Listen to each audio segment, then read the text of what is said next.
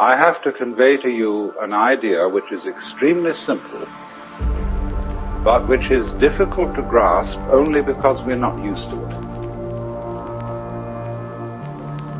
We are used to thinking as Westerners, as having a certain kind of language, and therefore a certain kind of logic that goes with it. We're used to thinking of the world in terms of the game of billiards. In other words, we are still thinking about our psychology, our bodies, and their relationship to the outside world in terms of what would scientifically be called Newtonian mechanics. And Newtonian mechanics has a very long history because it goes back to some of the atomic theories of people like Democritus, who were among the great pre-Socratic philosophers of ancient Greece. And so we may as well begin with a little bit about the history of the idea of an atom, because this has always fascinated people. What is the world fundamentally? What is all this? Well, one way of finding out is to take a knife and chop something in two, so you can see what's inside it. What is an apple inside? What is a seed inside? What is a human body inside? And then you find that when you chop a thing in two, you've got two pieces, but the cutting reveals that it has a structure inside. And the structure is composed of what we call organs or parts. And then in turn, in order to inquire into them, we take them and we chop them apart. And in our curiosity to find out how it's made, in just the same way that a child will take a toy to pieces, we chop and chop and chop until we've got bits so small that they are the same width as the edge of the knife. And they can't be cut anymore unless we can find a finer knife. And so when we get down to that bit beyond which there is no bitter, that is to say, it can't be chopped any further, it is called in Greek atomos, which means the first letter a means non, tomos, cuttable. And so the word atom means that smallest particle of the world which can't be cut into any smaller particle. That's the original idea of atoms. So then, it went further than that to the notion that the world was built of atoms in the same sort of way that a house could be built of bricks or stones. The world is seen, therefore, as a composite of fundamental particles. Then what remained to be discovered was the laws governing the relationship between these particles. And so naturally one thought of them as little balls. Why balls? Because balls are hard to cut. If you take a ball bearing and hit at it with a sword, it's liable to jump right off to one side. A cube will submit to being cut, but a ball is very difficult to get at. A very strong form of nature. So people have always tended to consider atoms as balls, especially atoms of liquid. There was a notion, you see, that the atoms of the element of earth were cubes, because cubes all sit together rather firmly. Liquid, which when you put up goes that was balls. Fire was made of, if I remember rightly, little pyramids. Air, I can't remember what air was made of, and what their atoms were shaped like. Maybe sausages or something like that, because air is pretty difficult to get at too. But they had some ideas. But fundamentally, what has influenced Western thought, and still influences Western thought, is the idea of an atom as some sort of fundamental little planetary system. And so these things come into relationship with each other and they bang each other around, as in the game of billiards. And so if we are to understand the world profoundly, we have to find out what are the laws governing the relationship of the atoms.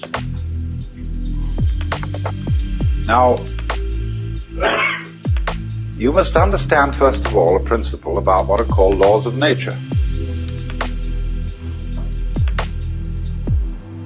We inherit the idea of laws of nature from our theology. And our theology that we've grown up with is in certain ways peculiarly different from the theologies of Oriental peoples.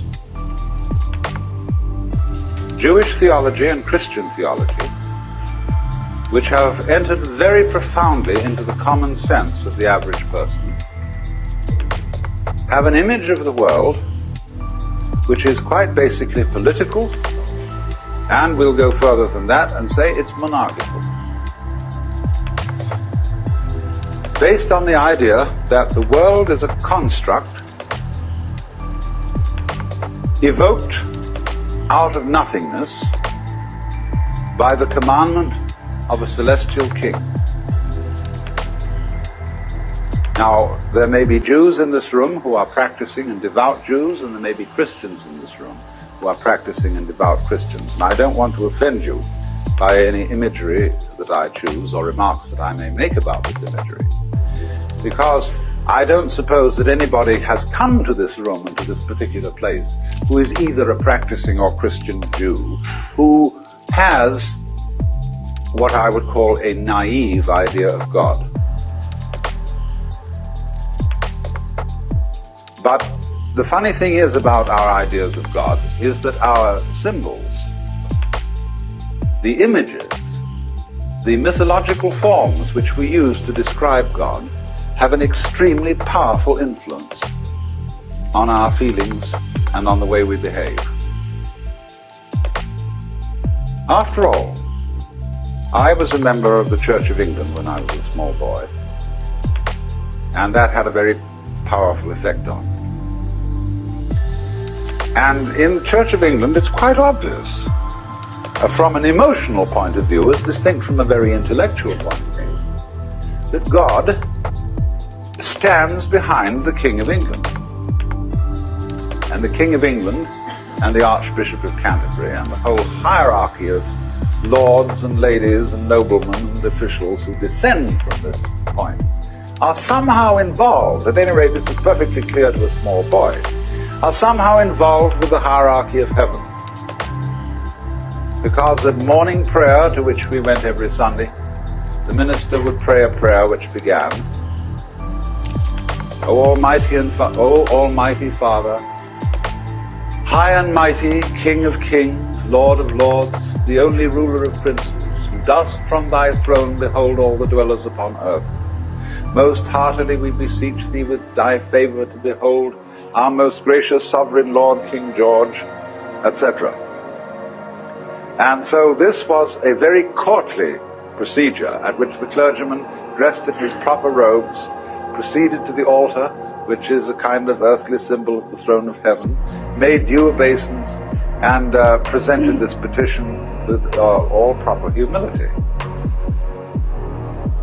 Now, these are things that if you're brought up in that environment, you take for granted.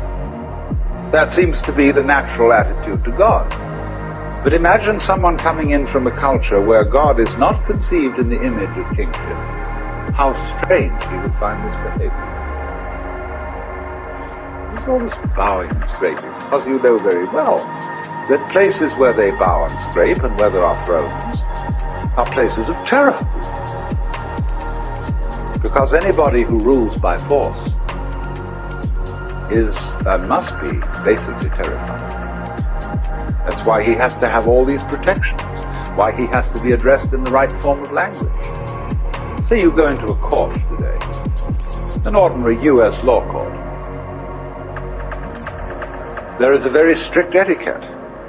And if you start laughing, the judge will bang the gavel and threaten contempt of court and all sorts of dire punishments. Because here, everybody has to be serious. It's like on the parade ground.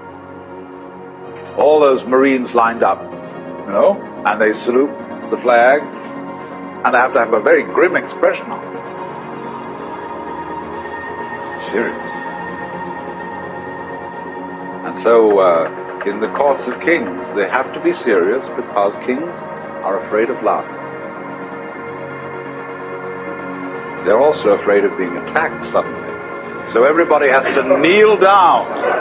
Because if you kneel down or prostrate yourself, you're at a disadvantage. And the king stands or sits at his throne with his bodyguards ranged on either side. See, like that. We've already got the form of a church.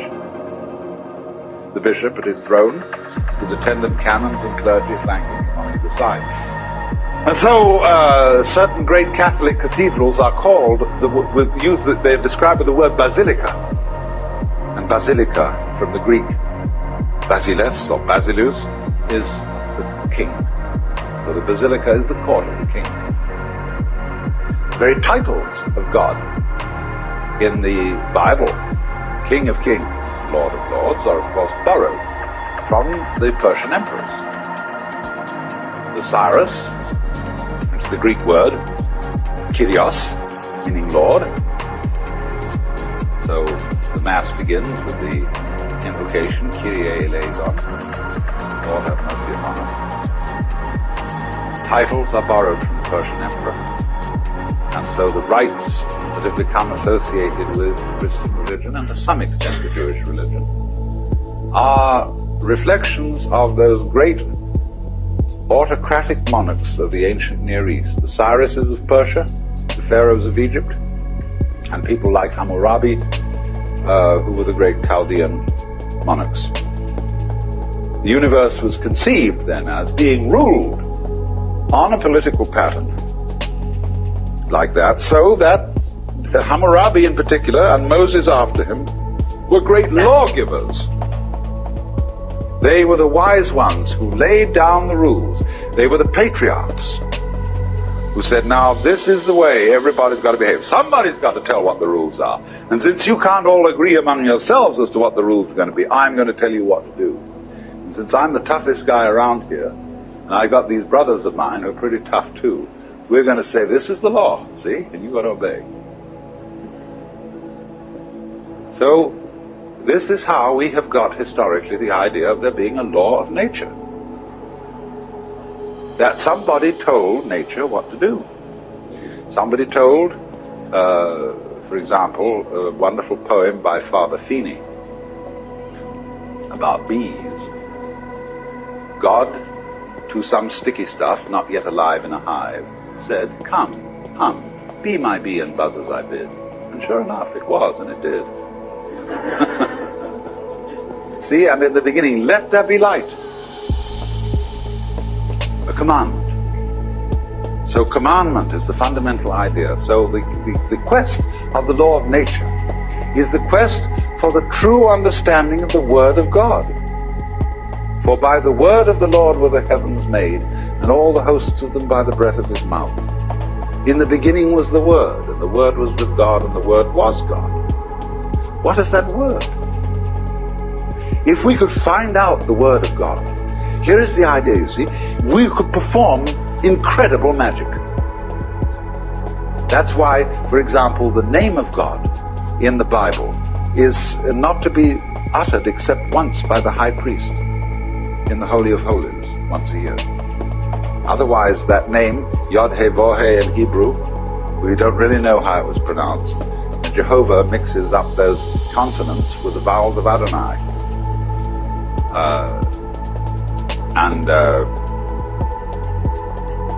Then it's all mixed up in translation. But anyway, Jehovah is a polite way of saying what can't be said. Because if you know the word, if you know the name of God, you have power. You have the power of God. And so all ancient ideas of magic were based on knowing the names of God. It is said that there are 100 names of God, and 99 are revealed to us. And the camel knows the 100th name, which is why he looks so snooty.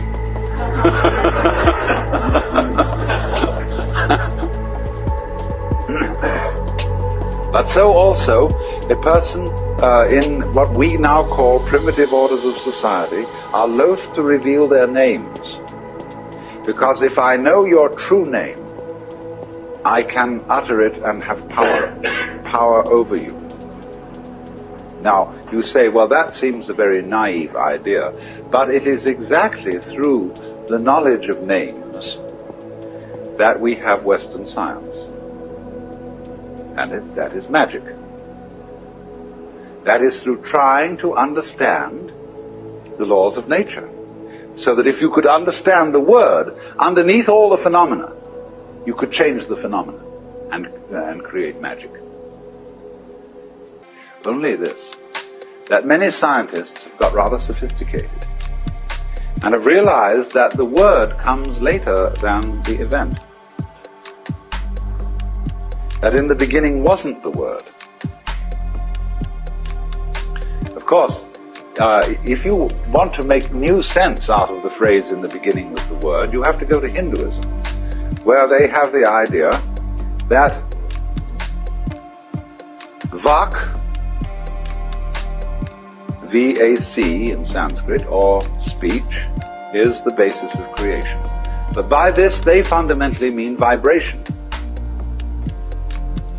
As sound, you see, is they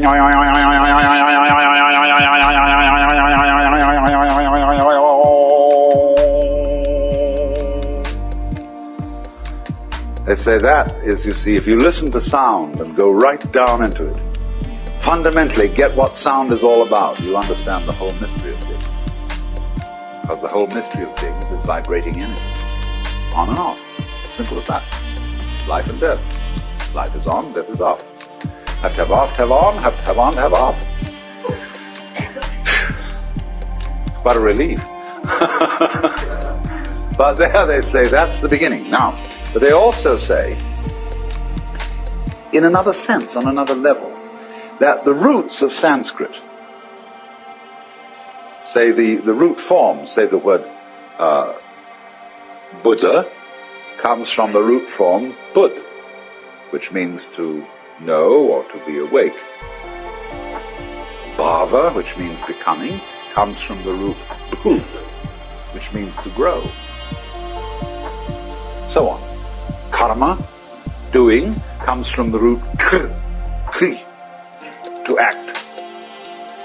So they say, though, that the roots of Sanskrit are not simply the roots of a language, they're the roots of life.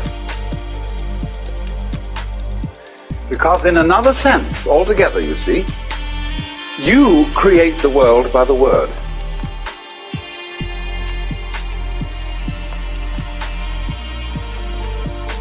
And this is something that we're not very conscious of. It's the way you think that determines your basic reactions to what happens. In the words of Shakespeare, there is nothing either good or ill, but thinking makes it so. Thinking is talking to yourself inside your head.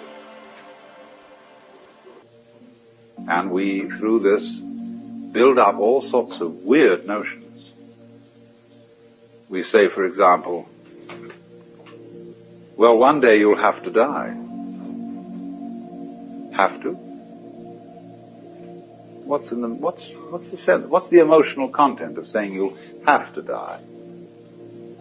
It means it's going to be something imposed upon you against your will. So it's put in this passive mode. Have to. You'll be compelled to die. But I can't be compelled to die unless I'm fighting it. Supposing I want to die. Supposing I commit suicide. Or supposing we look at it all in another way and say, when I get a disease and die as a result of it, getting a disease is something I do, just as much as taking a walk.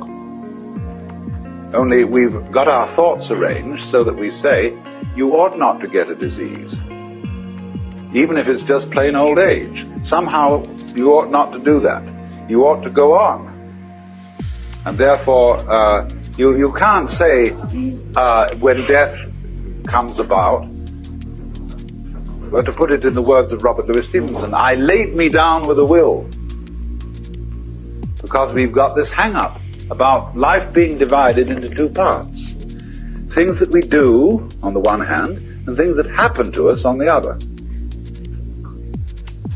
And Buddhists say, what happens to you is your karma. And people don't readily understand that. They think my karma, I something awful happened to me because of something bad I did in my last life. And therefore, I've got bad karma. Karma simply means your doing, your action. So that when something that happens to me is called my karma, it means that it's your own doing. And if you recognize that it's your own doing, it's never bad karma. It's only bad karma if you refuse to admit that it's your own doing and merely blame someone or something else that it's something that happened to you. Now I've digressed a little because what I was getting at was the meaning of a law of nature.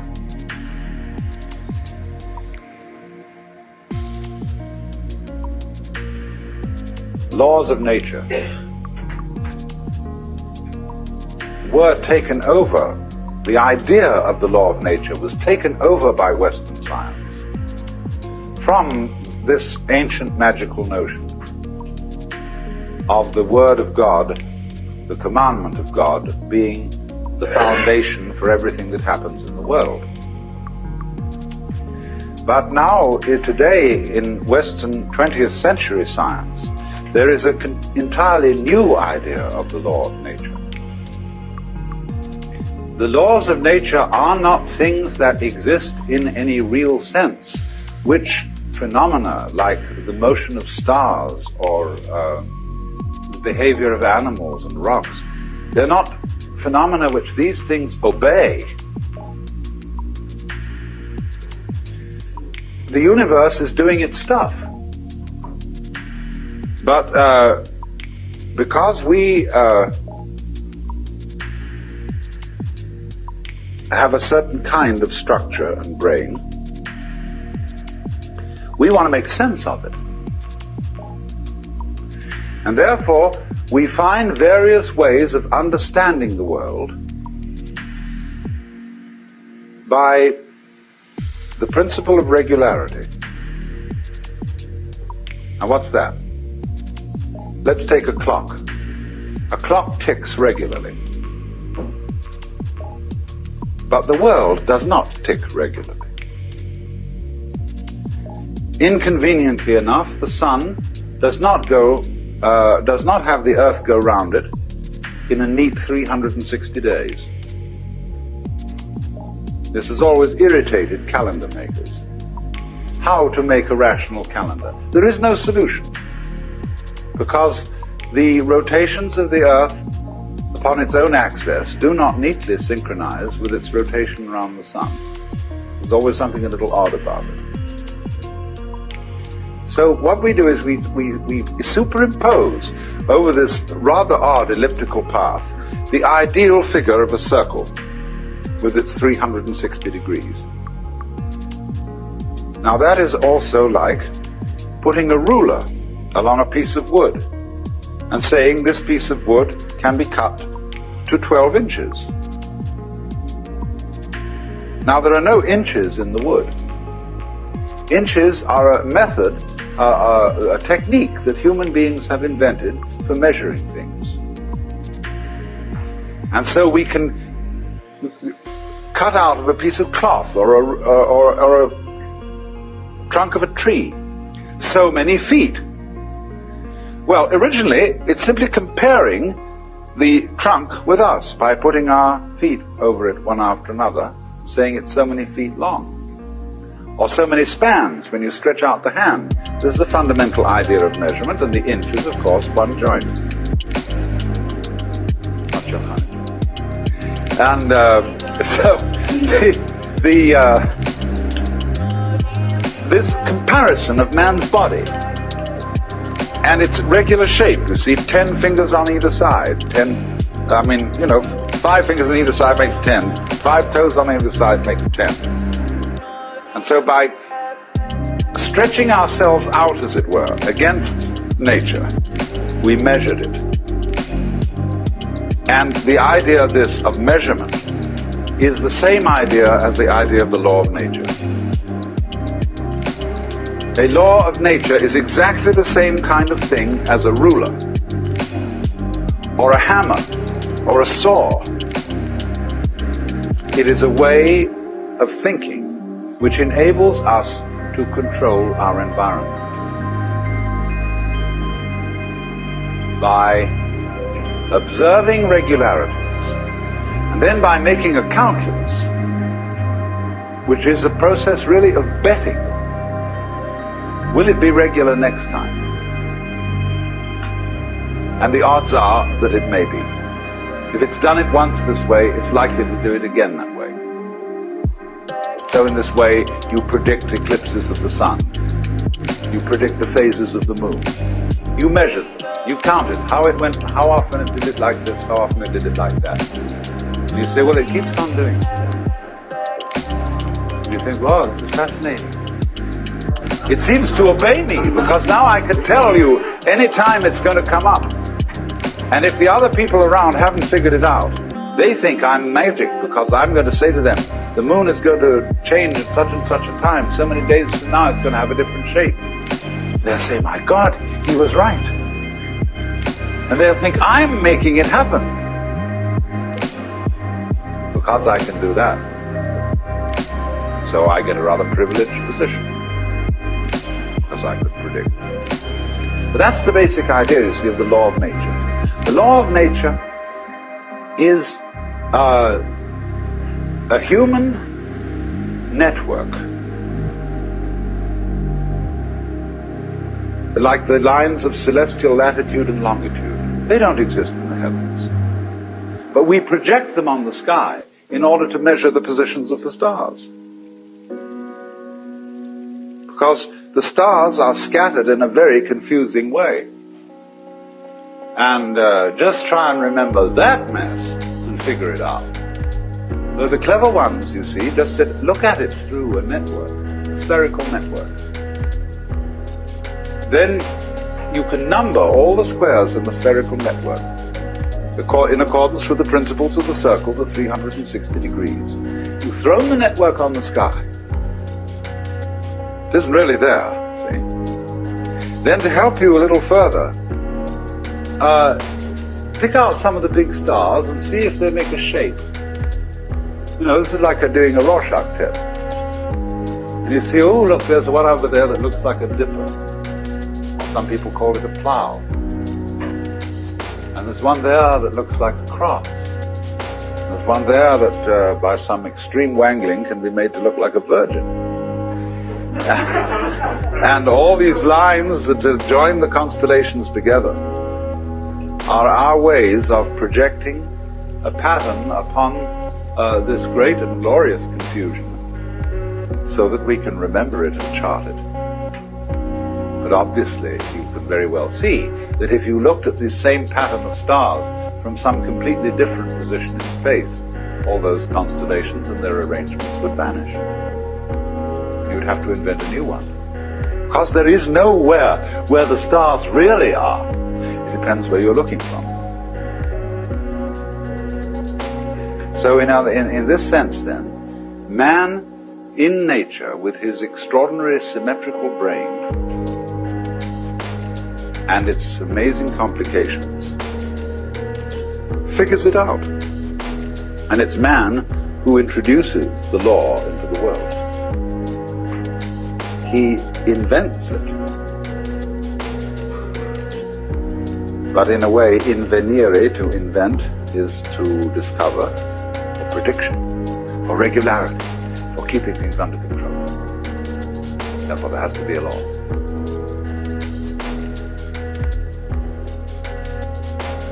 So then, going back right now to the beginning of what I started to say.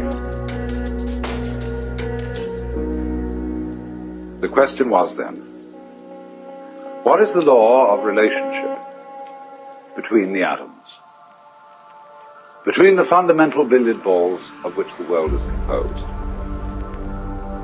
Well, you watch the game of billiards, and there's a cue, and it hits that ball, and then it moves over and it hits that one, and then that hits that one, and then that hits that one. And so the final ball, which moves into the pocket, has its behavior explained through its contact with the other billiard balls and the final contact with the cue. That's why it did it. And so this view of the world as something that happens by the mechanical processes of the law of cause and effect is one that is really basic to most people's common sense today, to most educated